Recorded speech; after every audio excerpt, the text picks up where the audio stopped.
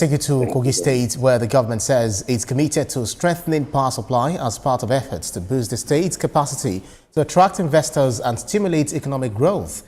Governor Usman Ododo said this during the flag-off of the first phase of the distribution and installation of 30 units of 500 kVA transformers across the 3 senatorial districts of the state. Mike Edila reports. Access to electricity remains a major challenge for many rural and underserved communities in Nigeria, slowing economic activities and affecting the quality of life. But for Governor Usman Ododo, Kogi's strategic location demands action in line with President Bola Tinubu's drive to light up communities for development. He said sustained efforts is needed to bridge the power gap as he flagged off the first phase of distributing and installing 30 units of 500 kVA transformers across Kogi's 3 senatorial districts. Our commitment to expanding energy assets is firm and forward-looking.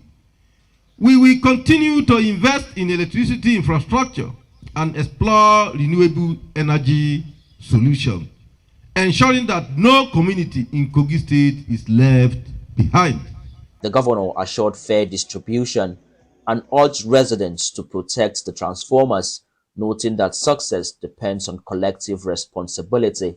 The responsibility for providing transformers lies with the electricity distribution company within our franchise area.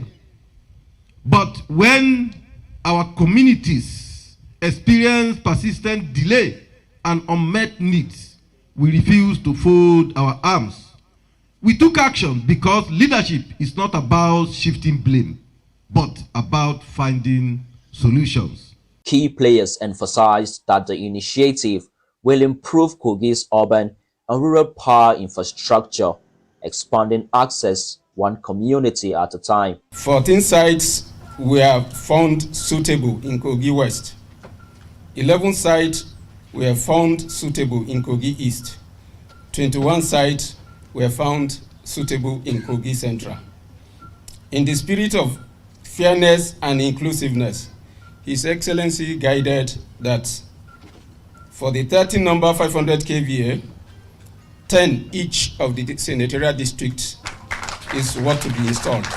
With the next phase set to begin soon, the project is expected to boost the economy and improve healthcare and education through reliable power supply in targeted communities. Now, Michael Ela is joining me on News from the State. Michael, how exactly does improved local power infrastructure translate into tangible economic businesses and rural communities in Kogi State? Hello, Ibrahim. So basically, the conversations about access to electricity, especially in rural communities, has been a long-standing one.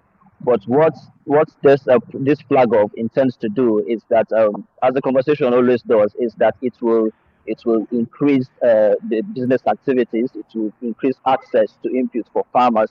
Farmers can be able to store their produce, and then so it can also protect, also preserve long-term post-harvest losses. It can forestall long-term post-harvest losses for farmers. It can also help primary healthcare centers refrigerate their vaccines, and also reduce the over-dependency on other sources of electricity like generators.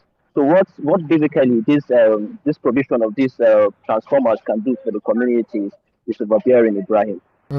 So beyond awareness campaigns, what strategies are in place to secure these assets and ensure that communities truly take ownership of this project?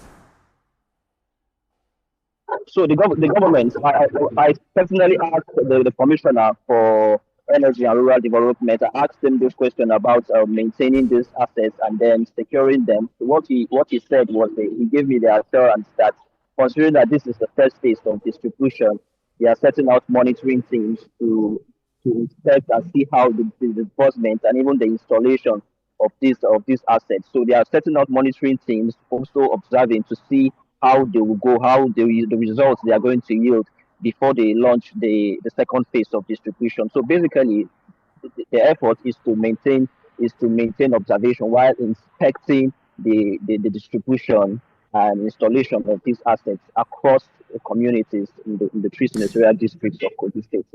Michael, live for us in Kogi State. Thank you, Michael.